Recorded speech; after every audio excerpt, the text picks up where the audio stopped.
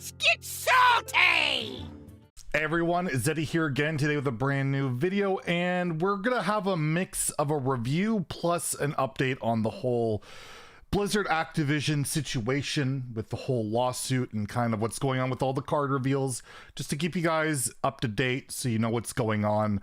And before we get into the review, I'm only going to cover 2 cards because that's all I have left to cover. Pretty much every North American content creator that was scheduled to have a card reveal has basically backed out from their card reveal. There's one at 4 o'clock for PC Gamer apparently today that might happen. They were supposed to reveal it yesterday, then it got pushed back, and I think there's a good chance they're just not going to bother. They don't want to be associated with Blizzard Activision right now. And Trump, he put out a statement and putting out that he won't be revealing his card, period, at all. And if you look, I'll screenshot the card reveal screen from Play Hearthstone. There's only like 6 up, period. Most of them are overseas.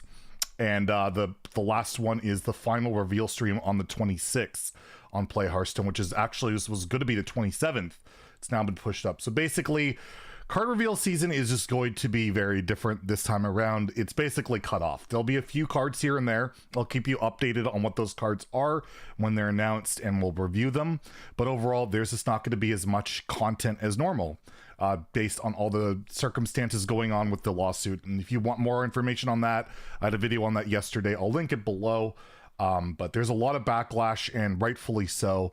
And the worst thing that happens is that cards are pushed back and all that. I think that's fine. Like, let the victims and all that have their stories told and all that. So anyways, let's go over the last 2 cards that have been revealed so far. Again, there's a couple more that might come out today, and then one tomorrow, and then just there's barely anything. So first is the Druid questline. The Druid questline was revealed, and it's pretty underwhelming. It's based around Guff, and it's based around attacking, which was quite surprising. So it's Lost in the Park, 1 mana side quest, or quest line, sorry. And the requirement is you have to gain +4 attack with your hero, and your reward is you gain 5 armor. So pretty underwhelming. That's like 4 hero powers or just 1 feral rage, a pounce, whatever. It's not too hard to accomplish. The second is gain 5 attack with your hero. Again, not that hard. Again, 1 feral rage and a hero power, and you gain 5 armor and draw a card, which is pretty good. So not too bad there. And then you have gain +6 attack with your hero, and then you get Guff the Tough. So overall, the requirements aren't that bad, but you really do have to run like a couple feral rages, an amulet, a pounce, and then your reward is Guff the Tough. 5 mana, 8/8 battle cry. Give your hero +8 attack this turn and 8 armor, and that's it. There's no everlasting effect. You just get this one-time payout, and it's kind of underwhelming. Like all the other ones, like Priest literally has win the game, Warlock is an ongoing effect.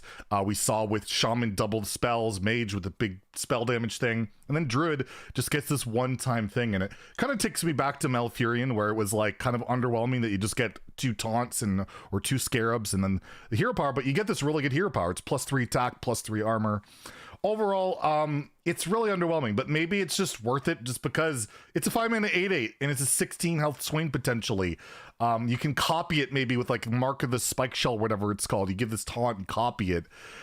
I don't think it's as bad as it looks. It's just really underwhelming, and it's not going to win the game. It's just a nice support card, and you know, it replenishes a card on the second step. It gives you armor, gives you life gain. I just have no idea what this fits into, but I will imagine this will see play at some point in some deck. I don't think it's as bad as it looks in standard, so I will give it a 3. I think it's playable, but overall it's yeah, it's just kind of a letdown. You know, the other quest lines seem so cool and interesting, and we got this in Wild. You can Celestial Alignment, play Guff the Tough, play Gonk, and have some really cool memes, but overall not really so much of a playable wild card, I don't think. I'll give it a 2 in Wild. I don't see where this fits in even, and most of the wild cards that are good with this, like Pounce, like a Feral Wage, are actually in standard at the moment. So overall, yeah, just kind of a letdown, but I just think that, you know, 5 mana 8/8, 16 health swing potentially, it's not the worst thing in the world, that's for sure. The last card to go over, it just might be my favorite card of the set because I'm a giant kind of control warrior nerd and just nerd in general, is Provoke. Warrior spell, 0 mana, tradable spell. So you can spend 1 mana. Yeah, this could actually cost some mana to trade it back into your deck. Choose a friendly minion and enemy minions attack it. So it's kind of like a different sided Hysteria, right? Like Hysteria, you got to pick an enemy minion or any minion in general in the attack period. This, you could play a minion, then you could pick for it to get attacked by everything. Right off the gate, or right out the gate, this seems really good with like a frenzy mechanic, especially like Kresh. Big body, they can get a bunch of stuff to trade into. You get the armor proc right away. If it dies, you get the weapon. That's really solid. And I have like an armor smith if there's a lot of 1/1 tokens on the board. That's really good. Or you have like a big enraged type of target and like a frothing berserker. Or you could go into wild with Linecracker and have some ridiculous plays with a commanding shout. Give it charge. Maybe it's like an OTK in wild. There's a lot of implications for it. It's cheap, it's flexible. I don't think it's gonna break the game like Hysteria did in wild. I can't think of a combo that does that, but maybe there's some smarter people out there that can. But Linecracker's as much as I could come up with, and that's a pretty expensive combo that actually requires some discounting. But overall, it's a really cool card. I love it. I think Control Warrior will use this. It's so cheap. Like, and 0-mana spells historically are so good. And this is like the most proactive, kind of insane 0-mana spell I can ever think of.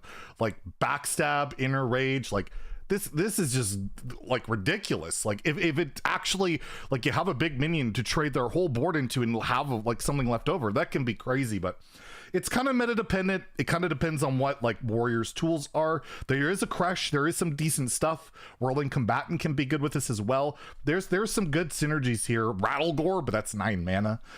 Really sweet card. I love it. It's probably my favorite card of the set so far. Again, I'm a Warrior nerd. I can't really help it, so I'm gonna give this a 4 in standard.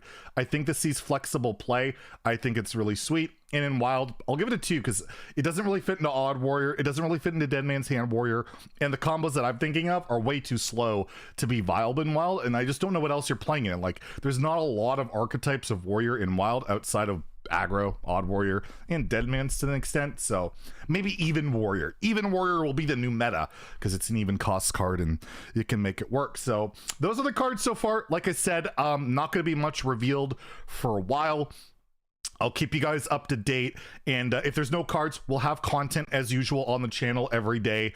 We'll discuss something in the meta, something coming up, whatever. We'll figure something out. We always do. And again, the expansion will launch on the 4th as planned. That's all gonna go forward, and we'll have a lot of fun with all the new content. So stay tuned for updates and all of that, and let's just hope everything works out for the best. That's what's really important here. So if you enjoyed the video, please like and subscribe. Have a great day, and stay salty, my friends.